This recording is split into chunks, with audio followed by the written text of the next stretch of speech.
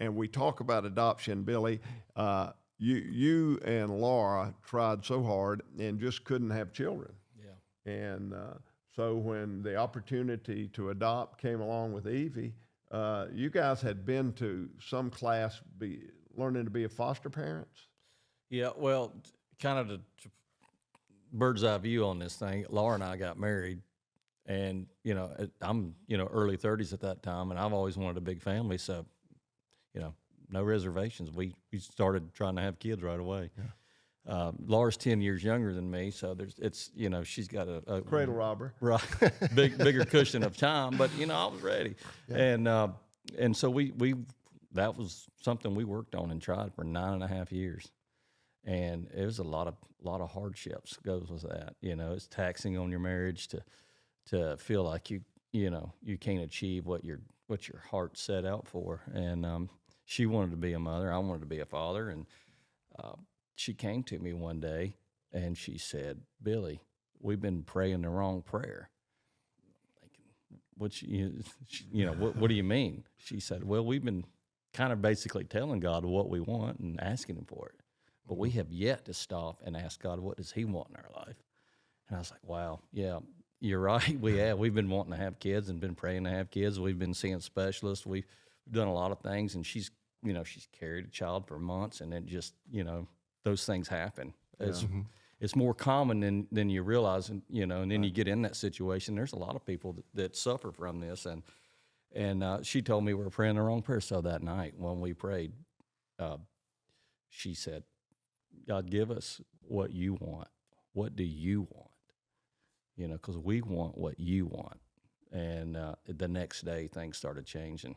Things started happening. Mountains were moved. And I won't bore you with all the little details, but I mean, just things like we were signed up to take foster classes in our county and different places, and they just kept saying, "Nope, not available. Nope, not available." Even after we had kind of been accepted, they came back and said, "Not available." So that next day, we got a phone call from Ebenezer's and Wilkes that said, "We told y'all we didn't have room. We were full, but we're going to make room for you."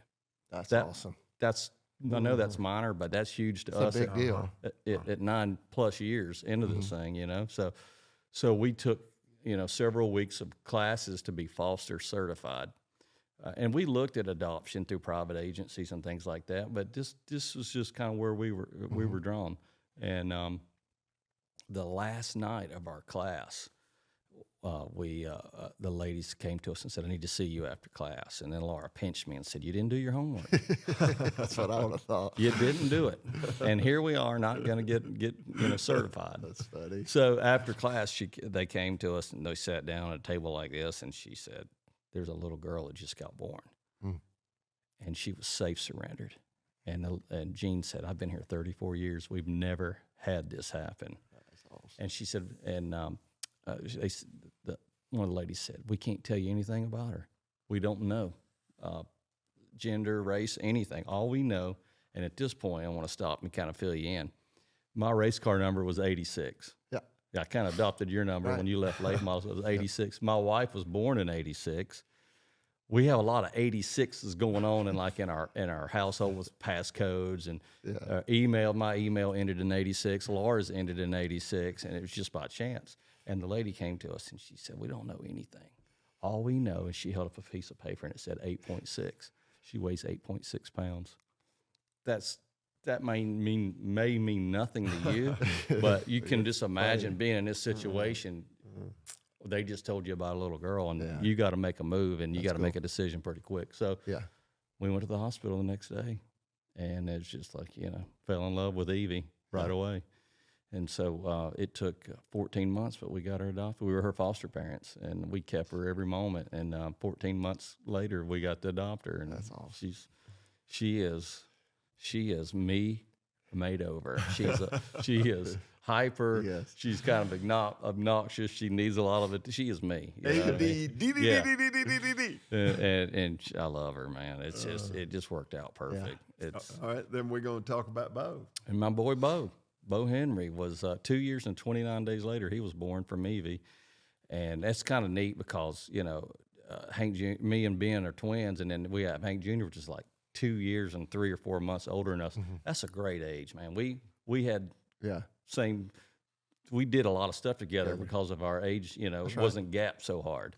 So 2 years, 29 days later, they call us. I'm coming down the mountain from work, and Jean called and said, "There's a little boy at the hospital, and he's completely addicted to drugs, and he has no way." And how old was he at this time? They called me. I think he was 4 days old. He's still in the hospital.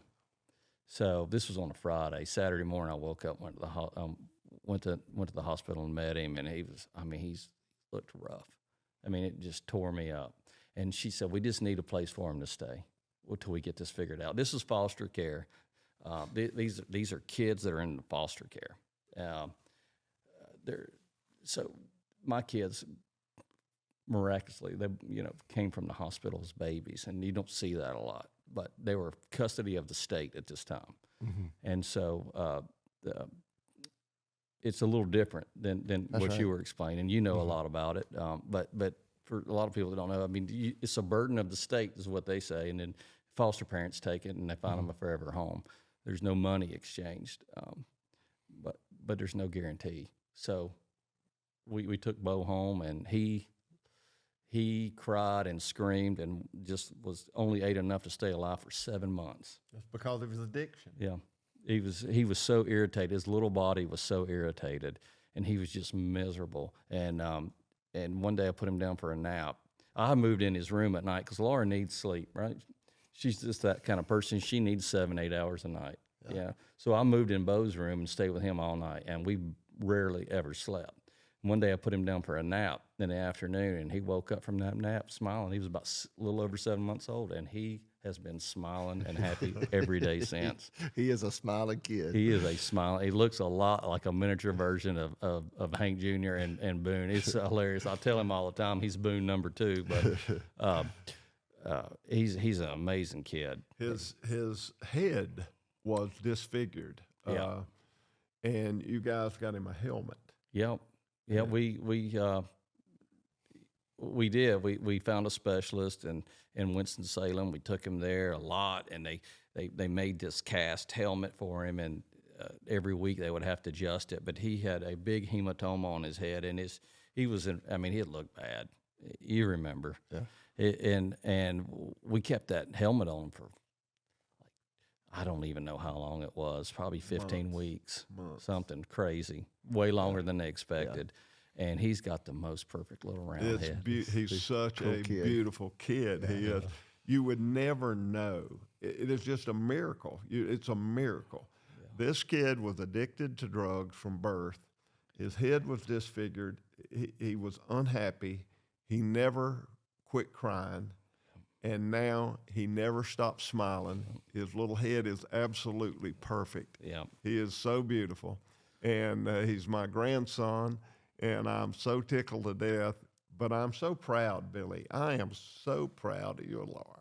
Well, I hear that a lot, but honestly, I will just confess this. We're kind of selfish. We wanted kids, and this was a perfect match. We gave some kids that didn't have hope. We gave them hope, but they gave us something that only they could give us. Yeah, I didn't want to leave this world not being a dad. I want to live a long time, and I want to have that in my life. And so they gave us something far greater than I feel like we can give them. But we're working for them every day. I can tell you that. Well, I wanted this to be fun, and then I want to have a good time. And you guys are nuts. I'm a nut. We've always been a nut. We've always cut up with each other. But I wanted to get that out. I wanted people to know who you are. I wanted to know your families. I wanted people to know your background. And when I tell people I am so proud of my kids, I want them to know my kids, and I want them to know the things that are important.